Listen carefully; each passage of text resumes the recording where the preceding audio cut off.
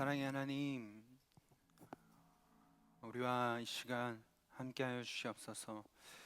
성령 하나님, 오늘 이 시간 가운데 우리의 마음을 만져주시고 우리와 함께하여 주셔서 정말 주님의 임재를 느낄 수 있는 예배 되게 하여 주시옵소서.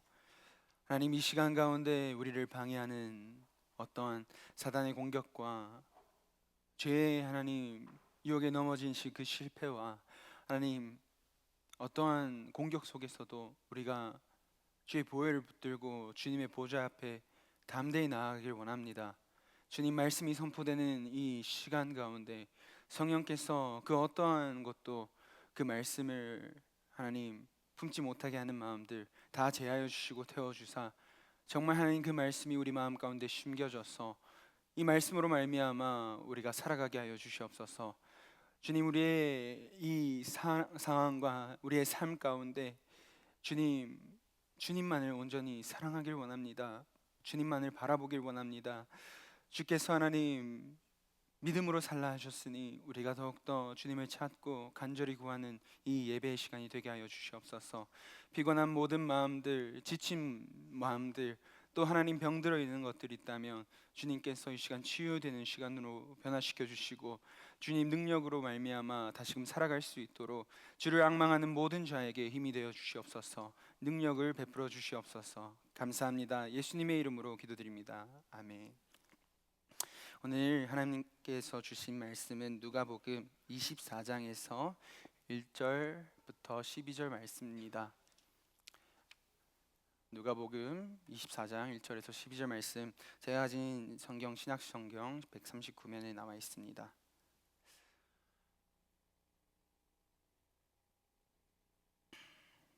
우리 다 찾으셨으면 한 절씩 나누어 읽도록 하겠습니다. 제가 먼저 읽겠습니다. 안식 후 첫날 새벽에 이 여자들이 그 준비한 향품을 가지고 무덤에 가서 돌이 무덤에서 굴려 옮겨진 것을 보고 들어가니 주 예수의 실체가 보이지 아니하더라. 이로 인하여 근심할 때에 문득 찬란한 옷을 입은 두 사람이 곁에 섰는지라. 여자들이 두려워 얼굴을 땅에 대니 두 사람이 이르되 어찌하여 살아있는 자를 죽은 자 가운데서 찾느냐. 여기 계시지 않고 살아나셨느니라. 갈릴리에서 계실 때에 너희에게 어떻게 말씀하셨는지를 기억하라.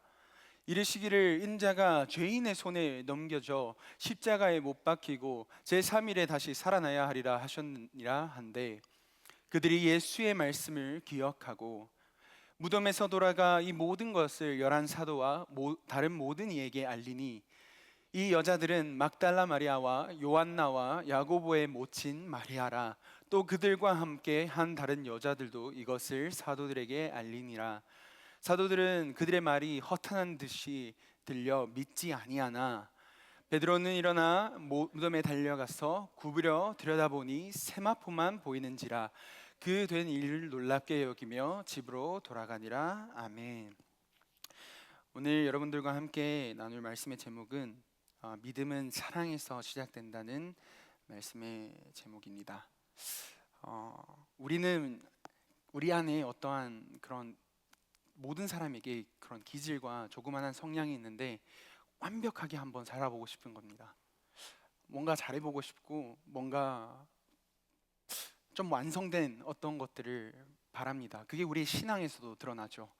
예수님을 만났는데 내 삶을 한번 보면 나는 도대체 언제까지 이렇게 살아가고 좀 안정된 믿음권, 좀 괜찮은 신앙 언제 가질 수 있을까라는 고민, 그런 것들을 하게 됩니다. 청년의 그 시간을 보낼 때에 제가 또 친구들과 신방을 이렇게 전화 신방을 하면 다 같이 얘기하는 공통적인 문제가 뭐냐면 말씀을 진짜 읽으려고 했는데 기도를 더 열심히 해보려고 했는데 근데 그게 잘 안 돼요. 그게 언제 될지 모르겠어요. 저는 잘 안 되는 것 같습니다 하면서 그 실패의 경험들을 저에게 많이 말해주고 있습니다. 여러분, 우리는 언제 완벽해질 수 있는 것일까요? 사실 우리의 그 신앙 가운데 완벽해지고자 하는 그 마음은 하나님이 정말 원하시는 마음일까요? 우리 이것을 한번 생각해 봤으면 좋겠습니다. 또 한편으로 지난주에 이제 부활절을 지내면서 어떤 사람이 저에게 이렇게 물었습니다. 부활이 진짜 믿겨지십니까? 저는 저는 그게 잘 안 믿겨지는데요. 선생님, 저는 그게 잘 와닿지가 않는데요. 근데 그게 어쩌면 당연합니다. 왜냐하면 부활을 우리가 목격한 적이 없잖아요. 죽는 사람이 살아나는 것을 우리가 본 적이 있습니까? 죽은 것은 분명히 봐서 십자가의 죽으심은 우리가 머릿속에 그려지는데, 이 죽은 사람이 다시 살아나는 이 부활의 경험은 우리가 본 적이 없기 때문에, 한 바가 없기 때문에 믿음의 영역이라는 겁니다. 이 부활이 진짜 우리에게 믿어지려면 믿음이 필요한데, 그 믿음은 도대체 어떻게 가질 수 있을까요? 정말 부활 저도 믿고 싶은데, 전도사님, 정말 예수님이 나를 위해 사셨다는 게 내 마음 가운데 믿어지고 선포되길 원하는데 그게 잘 안 된다는 겁니다. 오늘은 그 문제를 한번 이렇게 접근하길 원합니다. 여러분, 사랑이 없으면 우리의 믿음은 굉장히 어려워집니다. 좀 전에 2부 예배 들으신 분들은 담임 목사님께서 이런 말씀을 해주셨는데요. 믿음이라는 것은 주님을 찾는 것이다. 주님을 구하는 것이다. 여러분, 우리가 어떨 때 무언가를 찾게 됩니까? 필요할 때, 그렇죠? 또 필요할 때, 근데 안 필요하면요, 예수님이 안 찾을 수밖에 없겠죠. 근데 안 필요할 때 찾는 사람들이 있다는 겁니다. 그 사람들은 어떻게 찾을까요? 예수님을 사랑하기 때문에. 오늘 본문에서 그런 사람이 있다라고 해요. 여러분, 우리가 예수님을 사랑하지 않고 믿음이라는 것이, 예수를 믿는 믿음이라는 것이 생길 수가 있을까요? 믿음과 사랑을 그러니까 구분지어서 나는 예수님 진짜 믿어, 근데 예수님 사랑하는 것까지는 잘 모르겠어라고 얘기를 할 수 있는 것일까요? 다시 말해서 그 예수님을 믿는다는 그 말이, 그 고백이 사랑으로 이어지지 않는다면, 사랑하지 않는다면 예수님을, 그 믿음이 진짜라고 우리가 말할 수 있는 것일까요? 귀신도 예수를 안다고 하고 무당들도 예수를 믿는다고 고백하는 우리 이 시대의 상황에서 예수를 사랑하지 않는 그 자들의 발언을 우리가 과연 믿음이라고 얘기할 수 있겠냐는 말입니다. 그럴 수 없습니다. 우리의 믿음은, 부활의 믿음은 사랑에서 시작됩니다. 바울은 고린도전서 13장에서 사랑에 대해서 우리에게 알려주는데, 아무리 큰 믿음이 있어도, 산을 옮길 만한 믿음이 있어도 사랑이 없으면 그 믿음이 모두 헛되다고 고백을 합니다. 심지어 사랑이 없으면 소리나는 구리와 울리는 꽹과리가 된다고 얘기해줘요. 그러니까 이 믿음이라는 것이 왜 그렇게 사랑을 얘기할까라고 했을 때, 이 사랑이 얼마나 중요한지, 사랑만이 살아있는 믿음이 될 수 있다고 성경은 알려줍니다. 예수님을 사랑하는 그 마음이 살아있는 믿음으로 변화된다고 알려주고 있는 것입니다. 예수님을 사랑하지 않는 이 믿음은 죽은 믿음입니다. 우리가 그걸 어떻게 알 수 있습니까? 예수님께서 십자가 고난을 지시기 전에 수많은 무리들이 예수님을 따라요. 예수님을 진짜 좋아해요. 그러니까 예수님이 이곳에서 또 저 지역에서 계속 옮겨 다니실 때 예수님을 다 찾아다녀요. 근데 십자가에서 죽으시고 난 뒤에 어떻게 됐습니까? 다 흩어졌습니다. 예수님을 사랑한다던 사람들 다 어디 갔습니까? 그 빈 무덤에 나온 사람은 누구였는지 아십니까? 오늘 본문에 등장한 막달라 마리아와 몇몇 여자뿐이었습니다. 제자들도 거기 없어요. 12제자들 다 어디 갔었어요? 그렇게 많은 시간을 예수님과 함께 보냈는데, 예수님 분명 살아있을 텐데 그들은 도대체 어디 갔단 말입니까? 예수님을 똑같이 우리가 경험하고 만난 사람들 중에서 이 예수님을 향한 사랑이 없는 그 사람들의 관심은 예수님이 십자가에 죽으시는 그 자리에서 끝났습니다. 거기에 죽음에서 머물러 있었습니다. 하지만 예수님을 끝까지 사랑한 사람들의 그 믿음은 부활까지 경험할 수 있었어요. 부활을 우리가 어떻게 믿을 수 있을까요? 부활을 어떻게 경험할 수 있을까요? 그 사랑이 끝까지 이어졌기 때문입니다. 죽음을 넘어 사랑했기 때문에 이게 가능했다라고 얘기합니다. 부활의 첫 증인 막달라 마리아, 오늘의 본문에서 등장합니다. 어떻게 예수님, 부활하신 예수님 막달라 마리아에게 처음 나타나 주셨어요? 이거 굉장하지 않습니까? 예수님이 다시 오실 때 우리 앞에 가장 먼저 나타나 주신다면 얼마나 귀합니까? 내가 얼마나 특별한 사람일까요? 이거 막달라 마리아가 그랬다는 것입니다. 근데 그녀가 어떻게 특별함을 받을 수 있었다라고 성경은 얘기하냐면, 그녀에게 특별한 믿음이 과연 있었던 것일까 우리가 생각하지만 없었다고 얘기합니다.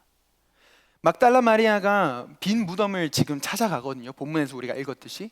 근데 그녀가 예수님이 분명히 부활하신다 하셨어.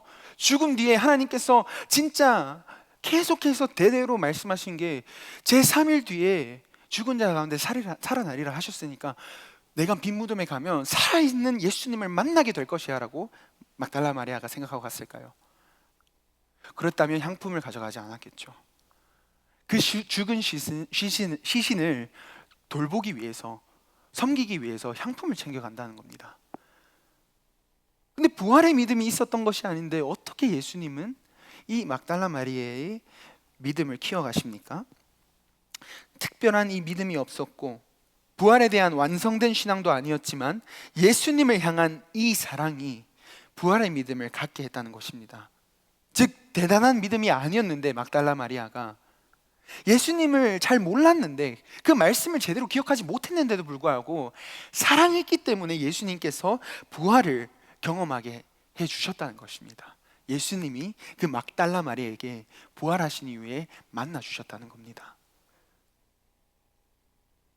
예수님을 사랑했다는 것을 우리는 이 본문을 통해서 알 수 있는데요, 막달라 마리아가 정말 예수님에 대한 큰 사랑이 있었다는 것을요. 왜냐하면 예수님을 사랑했을 때 정말 나타나는 그 두 가지 큰 반응이 있습니다. 이 본문에서 나오는 그 첫 번째가 막달라 마리아와 같이 예수님이 계신 곳에 나아간다는 것입니다. 빈 무덤이라고 생각했을지언정 예수님이 계신 곳에 그녀가 나아갑니다. 우리 누가복음 24장 1절 말씀 함께 읽도록 하겠습니다. 시작. 안식 후 첫날 새벽에 이 여자들이 그 준비한 향품을 가지고 무덤에 가서, 그렇죠, 안식 후에 첫날 그 새벽에 갔다고 성경이 얘기해 주고 있어요. 준비한 향품을 가지고 무덤에 갔대요. 왜 안식 후일까요? 우리 이 배경을 좀 알아야 되는데, 사랑하던 주님이 십자가에 못 박힌 날은 금요일이었습니다. 토요일이 안식일이었죠. 그러면 이 안식일이 중간에 있기 때문에 말씀대로라면 정말 그 안식일에는 아무것도 할 수 없어서 예수님이 장례를 치르시는 그 금요일 밤에, 그리고 또 토요일로 옮겨졌을 때 그 토요일에는 아무것도 할 수 없었어요. 주일이 되어야지 예수님을 뵐 수 있었다는 겁니다. 장례가 어떻게 치러졌는지, 예수님의 시신이 어떻게 묻혀졌는지를 확인할 수 있었던 날이 그 첫 번째의 가장 긴박한 시간이 언제였냐? 안식 후 첫 새벽이라는 말입니다. 지금 이 우리가 이 마리아와 지금 그때의 시간들에 한번 들어가서 한번 상상을 해봤으면 좋겠어요. 어떤 상황이었을지. 지금 사랑하던 그 주님, 나에게 말씀을 계속 주시고 내가 정말 존경하고 정말 따르고자 했던 그 주님이 십자가에 못 박혀 죽었다는 겁니다. 모든 희망과 소망과 기대가 사라졌고 내 안에 남아있는 것은 좌절과 슬픔이었겠죠. 그들이 품었던 기대는 산산조각이 났었을 상황이었을 것입니다. 남은 것이 오직 슬픔, 예수님의 죽음만이 보였겠죠. 슬픔 현실에 갇힌 마리아에게 부활의 믿음이 있었을 수 있었을까요? 어려웠다는 것입니다. 그러나 그녀에게 예수님을 사랑하는 진실한 마음이 있었기 때문에 그녀는 일어나자마자, 토요일 그 안식을 제대로 보내지도 못했겠죠. 일어나자마자 그녀가 가능했을 때 그 빈 무덤을 향해 달려갑니다. 예수님의 몸이 급히 무덤에 안치되었었습니다. 금요일 밤에. 마리아가 더 머물고 싶었겠고 안식일에도 어떤 것을 해보고 싶었지만 그녀의 그 상황에서는 아무것도 할 수 없었습니다. 그렇게 기다리면서 다가온 새벽에 그녀가 날이 밝기만을 기다리면서 빈 무덤에 갔을 때, 향품을 가지고 여자들과 함께 갔을 때 그녀는 예수님을 만나길 원합니다. 사랑하는 마음이 있었기 때문에요. 마리아에게 누군가 시킨 것도 아니었고 마리아에게 예수님 그 마음 그 하나밖에 없으면서 그렇게 무덤까지 가는 그 길이 순탄했던 것도 아닙니다. 제자들마저 가기가 꺼려웠어요.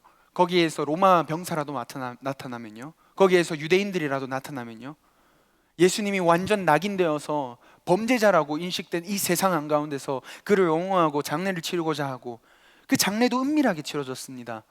그런데 그 빈 무덤으로 나아간다는 것이 얼마나 쉽지 않았던 상황이었겠습니까?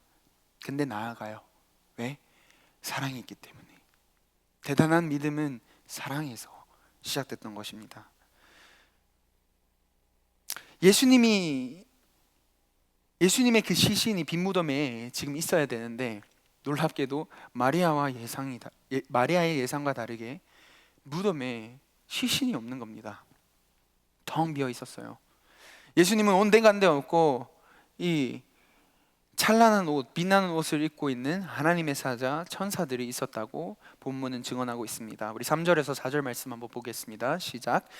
들어가니 주 예수의 시체가 보이지 아니하더라. 이로 인하여 근심할 때에 문득 찬란한 옷을 입은 두 사람이 곁에 섰는지라. 예수님의 죽으심으로 인한 이 슬픔과 좌절, 또 이 시신이 있어야 되는 자리에 없어서 이게 유기된 것인지 누가 훔쳐간 것인지 너무나도 당황스러운 이 상황에서, 걱정스러운 상황에서 예수님이 지금 어떻게 일하시냐? 이 여자들에게 천사들을 보내어 말씀을 붙들게 하십니다. 예수님을 사랑하는 마음으로 이 여인들이 주님 계신 곳에 이제 나아가기만 했을 때, 빈 무덤이었는데도 불구하고 그냥 그곳에 나아갔을 때 예수님께서 천사들을 보내주셔요. 그리고 말씀해 주세요. 누가복음 5장 8절에서 이렇게 얘기하고 있습니다. 여자들이 두려워 얼굴을 땅에 대니 이 두 사람, 천사죠, 천사가 이르되 어찌하여 살아있는 자를 죽은 자 가운데서 찾느냐? 왜 무덤에서 예수님을 찾고 있느냐? 예수님은 여기 계시지 않고 살아나셨느니라. 갈릴리에 계실 때에 너희에게 어떻게 말씀하셨는지를 너희가 기억해라. 이르시기를 인자가 죄인의 손에 넘겨져, 하나님의 아들이 죄인의 손에 넘겨져서 십자가에 못 박히고 제3일에 다시 살아나야 하리라 하셨느냐 한데, 그랬더니 어떻게 됐습니까?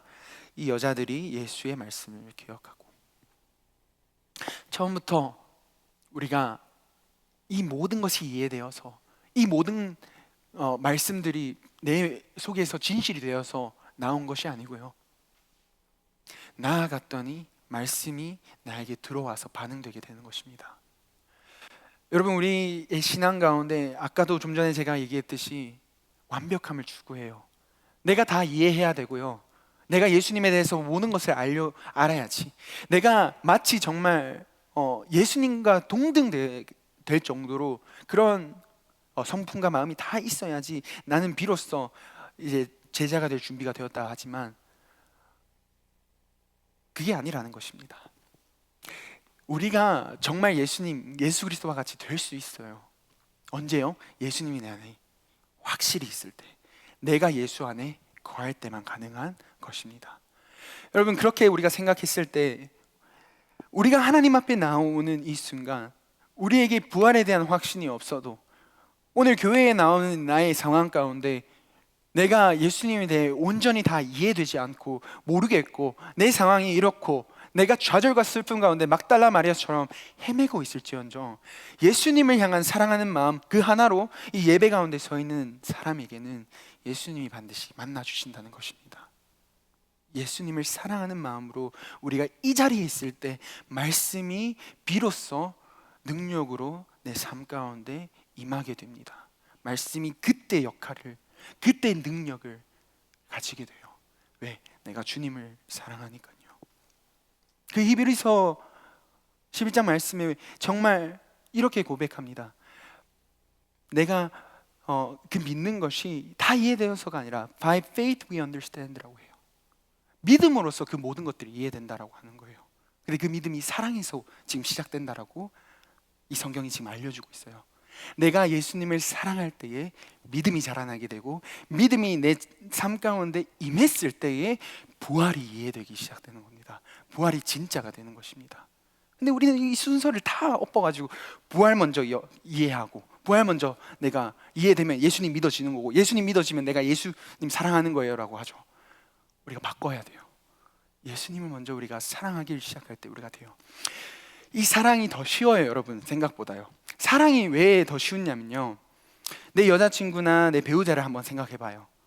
이 사람에 대해서 내가 모든 거를 잘 몰라도, 우리 혜린이와 은석이 보세요. 연애 경험 짧잖아요. 서로에 대해서 잘 몰라요. 아직도 지금 알아가고 있는 단계예요. 근데 사랑했어.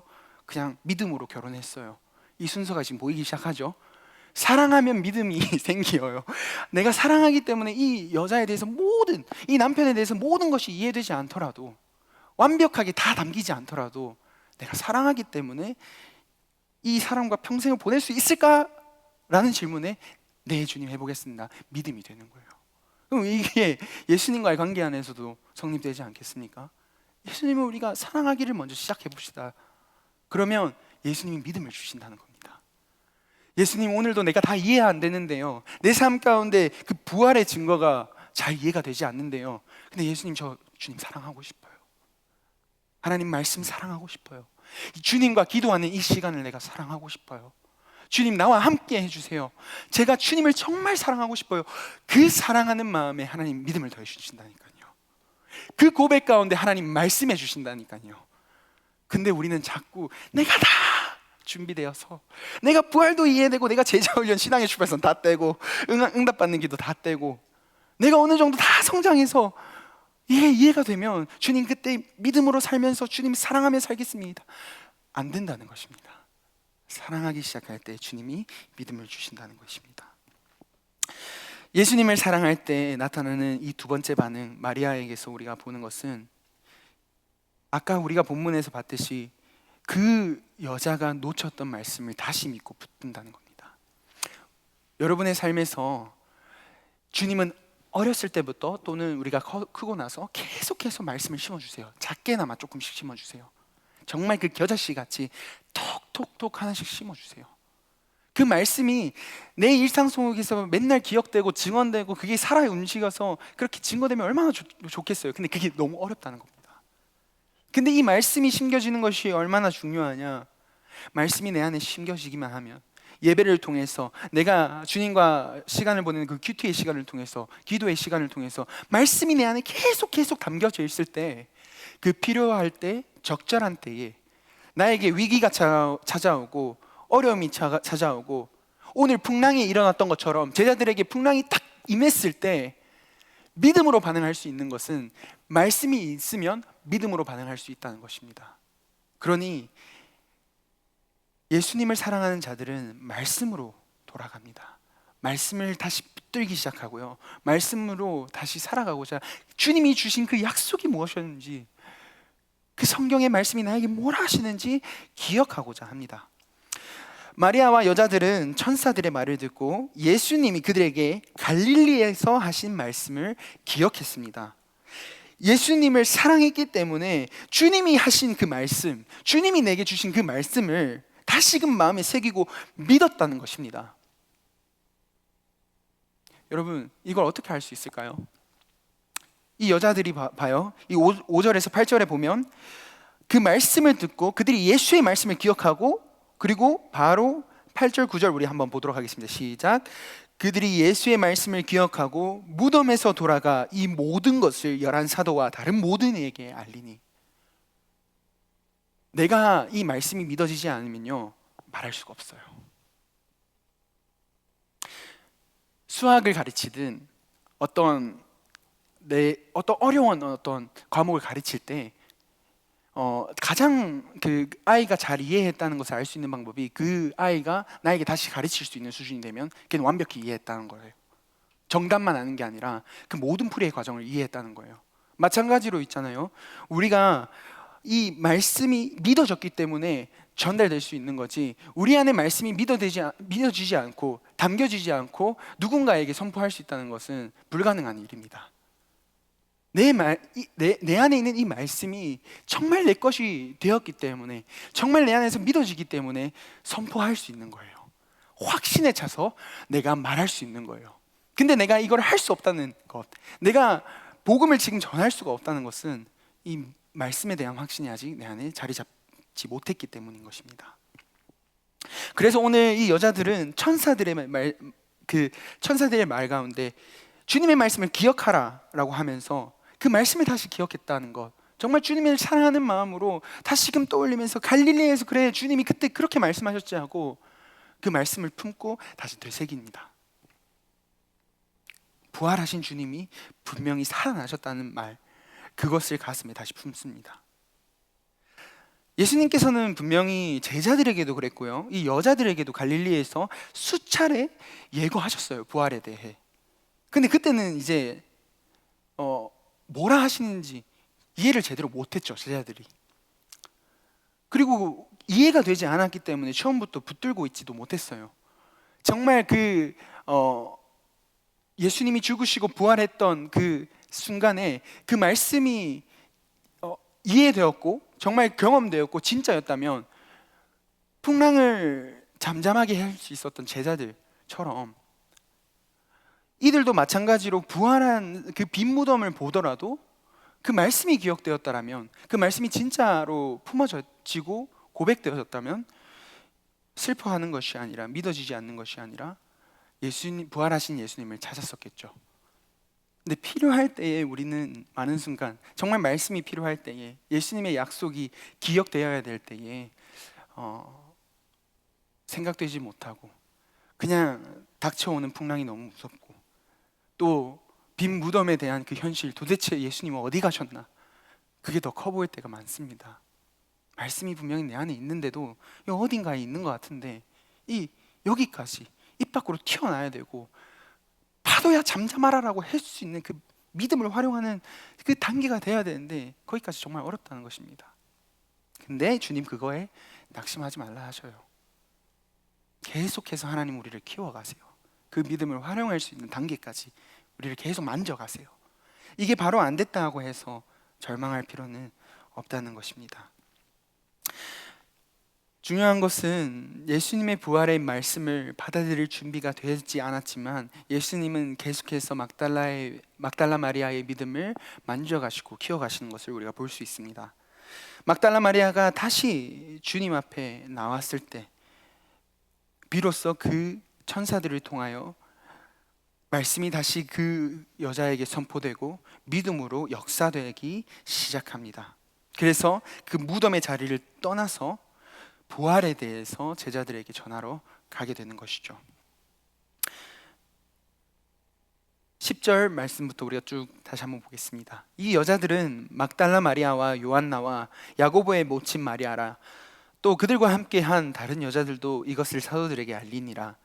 그런데 다른 반응이 나타납니다. 사도들은 그들의 말이 허탄한 듯이 들려 믿지 아니하나 베드로는 일어나 무덤에 달려가서 구부려 들여다보니 세마포만 보이는지라 그 된 일을 놀랍게 여기며 집으로 돌아가니라. 여기서 딱 두 가지 반응이 나오죠. 말씀이 내 안에 심겨져 있어도 있잖아요, 똑같은 이 자리에서도 다 같은 말씀을 들어도요 두 가지 반응으로 반드시 나타납니다.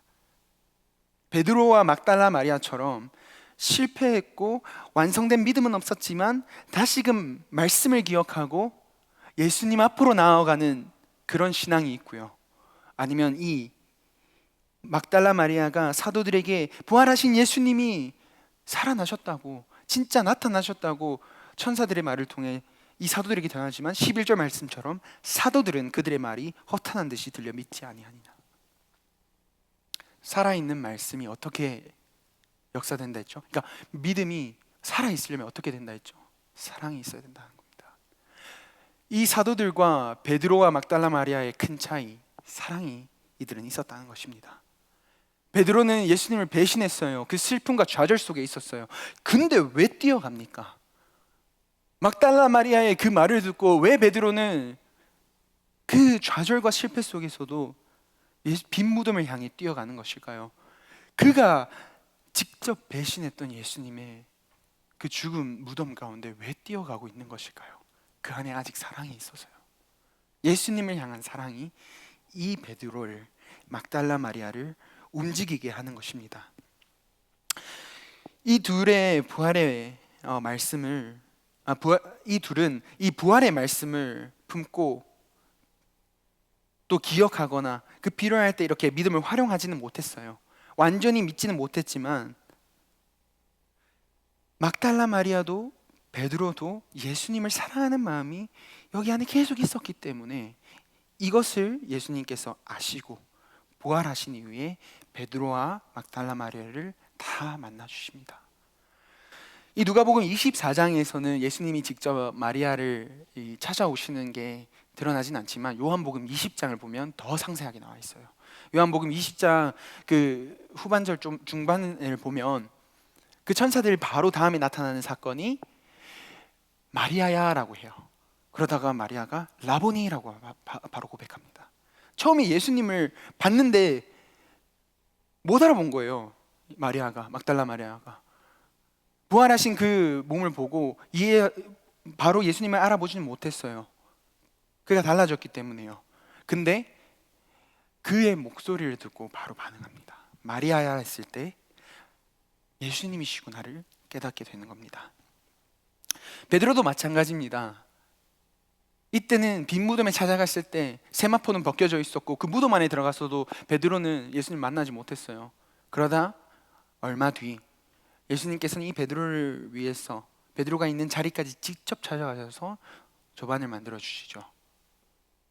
이와 같이 예수님은 사랑하는 마음이 있는 자, 정말 예수 그리스도를 사랑하는 마음이 조금이라도 있는 자를 외면하시거나 그냥 내버려 두시지 않는다는 것입니다. 그러니 이 사랑하는 마음을 가지는 게 얼마나 중요하겠어요. 대단한 믿음은 없어도요, 예수를 사랑하는 마음이 계속해서 우리 안에 있는 게 얼마나 중요하겠어요. 이것이 우리의 신앙을 계속해서 세워주고 변화시키고 유지하게 하는 가장 중요한 것이라는 겁니다. 예수님을 사랑하는 마음이 있기만 하면 반드시 예수님은 만나주십니다. 시편 51편 16절에서 17절 말씀 우리 함께 한 목소리로 읽겠습니다. 시작. 주께서는 제사를 기뻐하지 아니하시나니 그렇지 아니하면 내가 드렸을 것이라. 주는 번제를 기뻐하지 아니하시나이다. 하나님께서 구하시는 제사는 상한 심령이라. 하나님이여 상하고 통회하는 마음을 주께서 멸시하지 아니하시리이다. 아멘.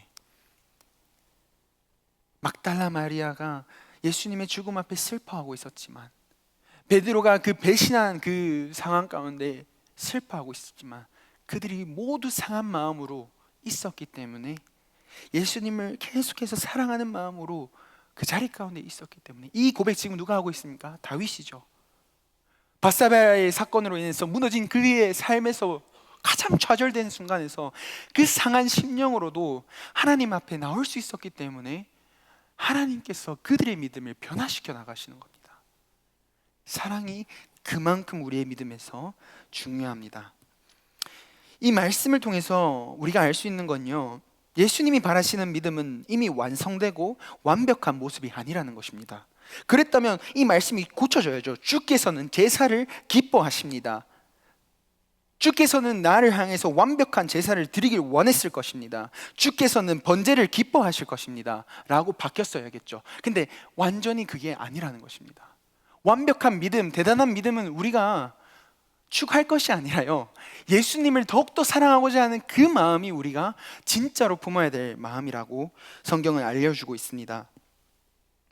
예수님은 완벽한 믿음을 찾고 요구하시기보다 우리에게 부족하지만 주님을 찾고 그 주님을 사랑하는 마음으로 나오고자 하는 그 상한 심령을 원하십니다. 그 상한 심령을 가진 자에게 그 믿음을 더 키워나가시는 것을 우리가 이 말씀을 통해서 볼 수 있는 것이죠. 예수님을 우리가 그래서 끝까지 붙들기만 하면, 예수님을 사랑하는 마음을 우리가 계속 품기만 하면, 그럼 우리는 반드시 예수님을 만나게 됩니다. 예수님의 부활이 진짜 경험되게 되는 것입니다. 우리가 예수님을 사랑하면 예수님은 우리의 연약한 믿음을 정죄하시지 않습니다. 우리로 하여금 더 담대히 나오라 말씀해 주시는 분이에요. 히브리서 4장 14절에서 16절 말씀 한번 함께 봅시다. 시작. 그러므로 우리에게 큰 대제사장이 계시니 승천하시니 곧 하나님의 아들 예수시라. 우리가 믿는 도리를 굳게 붙잡을지어다. 우리에게 있는 대제사장은 우리의 연약함을 동정하지 못하실 리가 아니요 모든 일에 우리와 똑같이 시험을 받으시니로되 죄는 없으시니라. 그러므로 우리는 긍휼하심을 받고 때를 따라 돕는 은혜를 얻기 위하여 은혜의 보좌 앞에 담대히 나아갈 것이니라. 이 베드로와 막달라 마리아 뭐 했습니까? 은혜의 보좌 앞에 담대히 나아갔죠. 그 빈 무덤의 은혜의 보좌 앞에, 예수님 앞에 나아갔죠. 사랑해서요. 예수님은 인간의 형상으로 오셔서 그 인간의 몸을 입고 오셔서 우리의 연약함을 아세요. 주님, 내가 이 고질적인 문제 주님 앞에 고쳐 나가고 싶은데요. 주님, 내 삶이 완전 뒤바뀌었으면 좋겠는데요. 근데 자꾸만 무너집니다. 근데 우리는 이 앞에서, 이 현실의 문제 앞에서 나 그래서 예수 못 믿겠다, 나 그래서 예수님 앞에 예배 드리는 거에 부끄러워서 나는 더 이상 못 믿겠다 라고 하고 낙심하는 그 사단의 공격에 넘어지게 되거나, 또는 내가 비록 주님 앞에 배신했지만, 내가 비록 부활의 믿음은 없지만, 죽은 그 문턱 앞에 서 있지만, 주님, 내가 주님을 정말 사랑합니다 라고 하는 그 두 가지의 반응으로 나뉠 수 있다는 것입니다. 예수님은 이 모든 우리의 연약함을 그가 인간의 몸으로서 경험했기 때문에 우리 정죄하지 않으세요. 너 왜 삶이 그렇게 그따구야? 베드로야, 니 왜 배신했어? 마리아야, 왜 갈릴리에서 했던 말을 네가 기억하지 못했어? 그때 활용했어야지.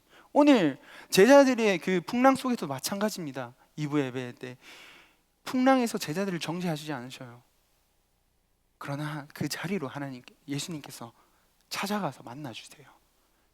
우리 예수님은 그런 분이시라는 겁니다. 우리의 자꾸 믿음을 가지고 비난하고 비판하고, 너 왜 그것밖에 안 돼?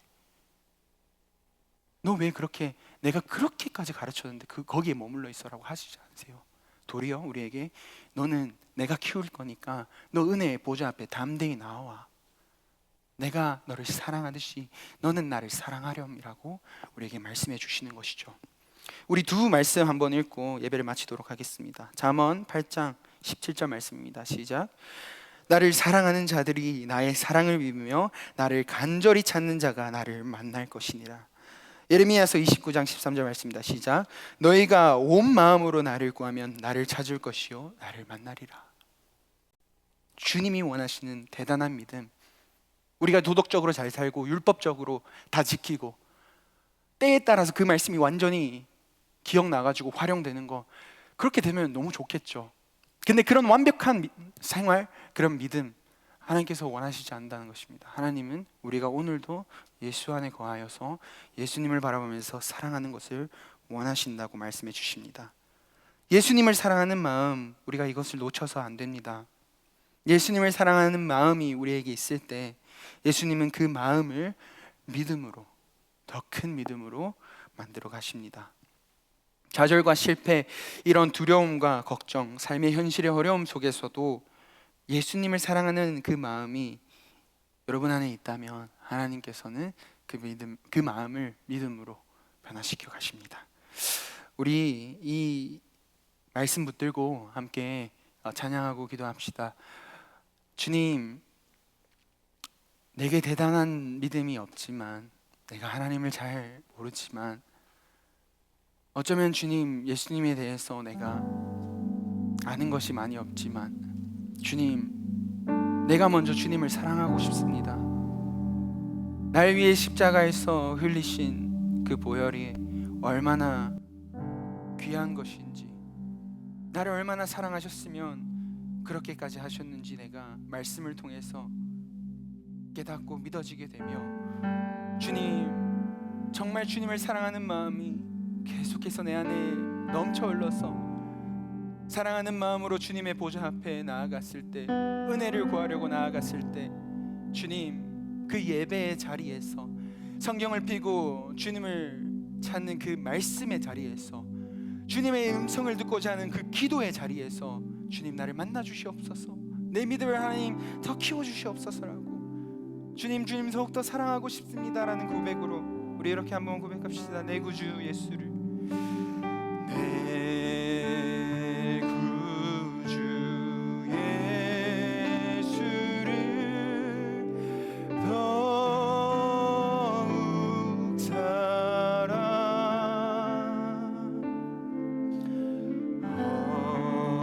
엎드려 비는 말 들으소서. 내 구주 예수를, 내 구주 예수를 더욱 사랑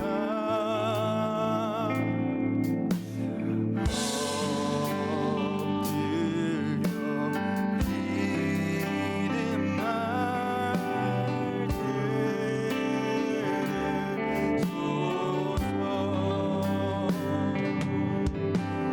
내 진정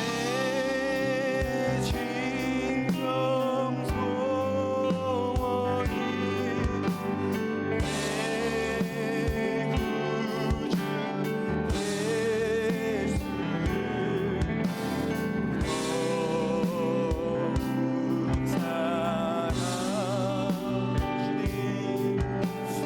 더욱 사랑하시니 내 진정 소원이 내 진정 소원이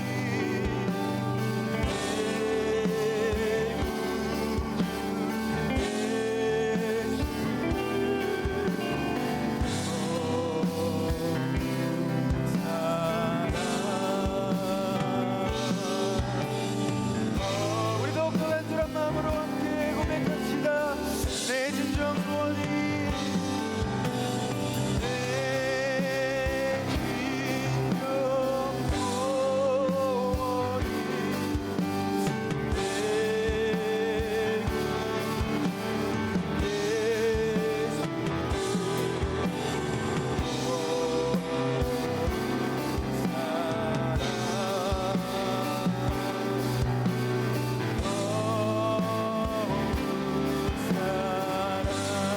사랑합니다. 나의 예수 사랑합니다.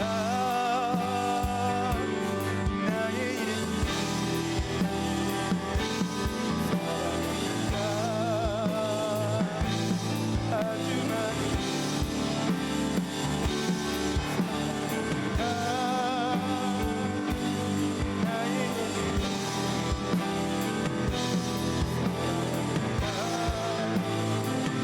우리 다시 한번 진정으로 고백합시다. 사랑합니다. 나의 예수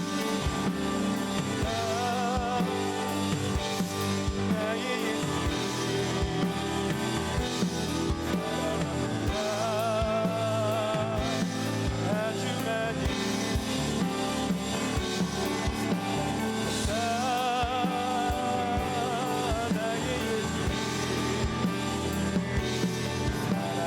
사랑합니다.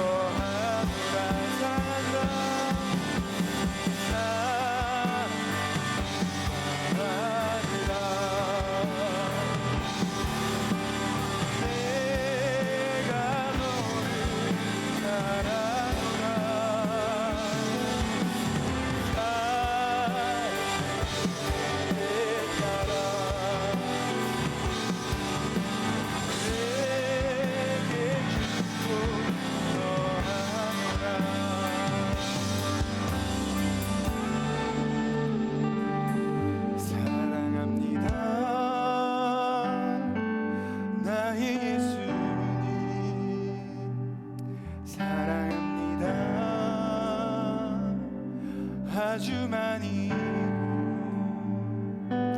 사랑한다. 나의 예수님 사랑합니다. 그것뿐이에요. 우리 오늘 이 말씀을, 우리의 이 고백을 붙들고 나를 사랑하는 자들이 나의 사랑을 입으며 나를 간절히 찾는 자가 나를 만날 것이라 하신 그 주님의 말씀 앞에 주님 우리가 엎드립니다. 주님, 우리의 진정 소원이 그 구주 예수님을 더욱 사랑하는 것입니다. 주님을 더욱더 사랑하는 마음이 아버지 우리 안에 새겨져서 하나님이 나를 얼마나 사랑하시고 그 아들을 보내사 나를 얼마나 또 사랑하시고 그 성령을 내 안에 오늘도 부사 그 사랑을 증거하시고 나타내시니 주님, 오늘도 나를 성령 충만케 하셔서 예수 그리스도의 사랑이 내게 임하게 하여 주시옵소서. 그 사랑으로 말미암아 하나님 믿음으로 사랑하게 하여 주시옵소서. 주님, 내가 사랑받길 원합니다. 예수님, 이 시간 나에게 그 사랑을 부어주시옵소서라고 우리 주여 한번 외치시고 기도하며 나아갑시다. 주여,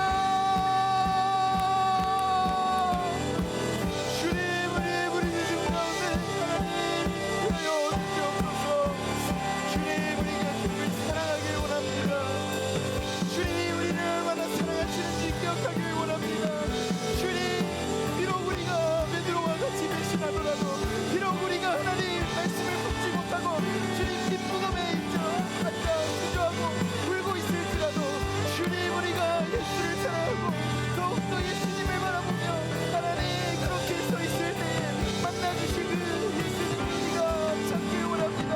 주님, 우리 안에 있지가 함께하여 주셔서 주님, 세상이 이길 수 없는 그 사랑, 세상이 손에 쥐을 수 없는 그 사랑을 우리에게 부어주시옵소서. 우리가 지금 예수님의 사랑으로 하나님 경륜되어서 주님 이 세상을 말씀으로 아버지 이기길 원하고 그 말씀을 아버지 믿고 사랑하길 원하고 마주하고자 하는 말씀을 가지고 믿음으로 활용하길 원하니 주님, 우리를 붙들어 주시옵소서. 하나님 사랑으로 말미암아 그 모든 것을 이기게 하여 주시옵소서.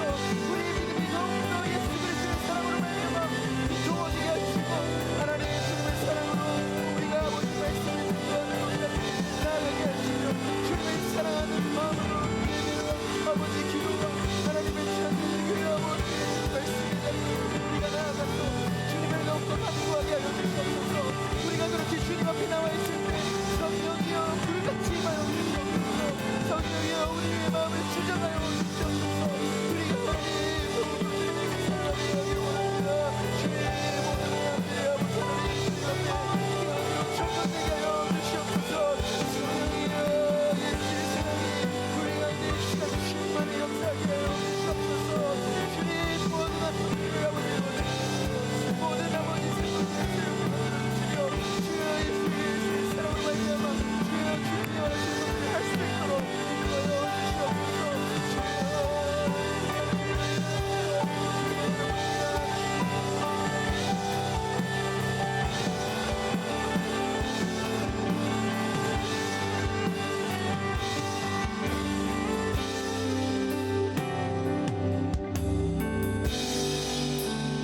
여러분, 우리가 정말 주님 사랑하고 싶은데 잘 되지 않지 않습니까?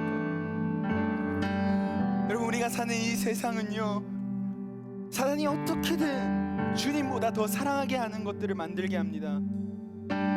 내가 주님을 정말 사랑해야 되는데 그것을 내가 알지만 하나님, 내가 정말 예수 하나로 만족해야 되는 인생인 거 알지만 사단은 계속해서 우리로 하여금 돈에 관심을 갖게 하고 이성에 관심을 갖게 하고 예수님보다 더 중요한 것들 더 우리의 삶 가운데 만들어 놓습니다. 우리 이 시간 예수 이름 붙들고 그 모든 것을 대적하며 나아갑시다. 주님, 그 공격에 내가 무너지지 않기 원합니다. 사랑하지 말라고 하고 하나님 그 미움과 아버지 하나님 누군가를 계속해서 정죄하는 것이 들끓는 이 세상 가운데서 주님 말씀은 사랑하라 하시오니 주님, 내가 예수 이름 붙들고 사랑하며 나아가게 하여 주시옵소서. 예수님을 사랑하고 주님이 내게 보여주시는 이웃들을 사랑하게 하여 주시옵소서. 주님, 우리가 그렇게 사랑할 때에 비로소 믿음으로 살 수 있는 것을 우리가 고백합니다. 하나님, 모든 공격들, 내 직장에서, 내 학교에서, 나의 삶에서 향하는 그 모든 것들을 내가 이 시간 이겨낼 수 있도록 주님, 예수 그리스도를 사랑하는 마음을 더욱더 키워주시옵소서라고 우리 다시 한번 주여 외치시고 기도합시다. 주여,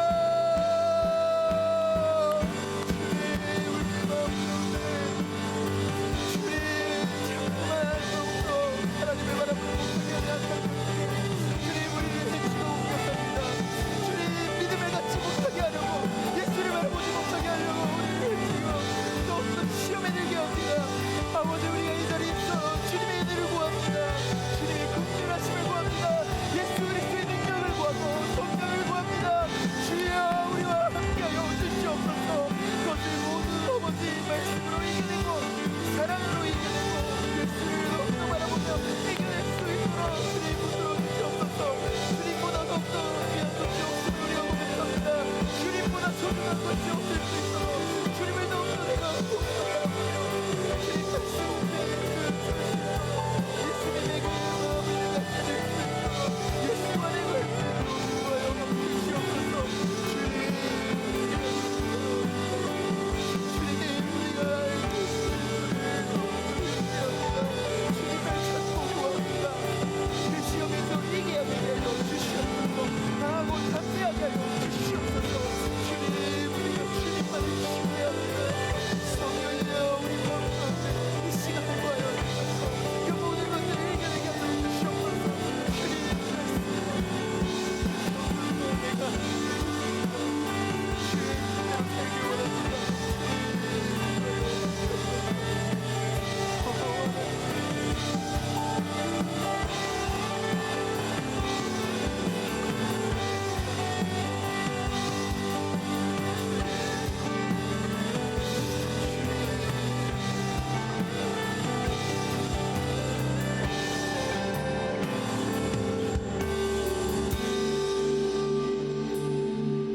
주님, 우리가 주님보다 더 사랑하고 있었던 것들이 있었다면 그 모든 것들을 우리가 이 시간 회개합니다. 주님, 우리 가운데 성령께서 그 새로운 마음을 부어주셔서 예수 그리스도만이 나의 유일한 왕이시고 나의 가장 사랑의 대상이 될 수 있도록, 주님이 나의 가장 우선순위가 될 수 있도록 주님, 우리의 믿음을 붙들어 주시옵소서.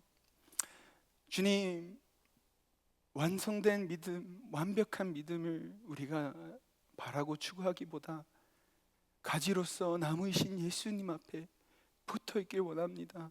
그럴 때에 주님, 우리로 하여금 열매 맺게 하시는 것을 우리가 바라보게 됩니다.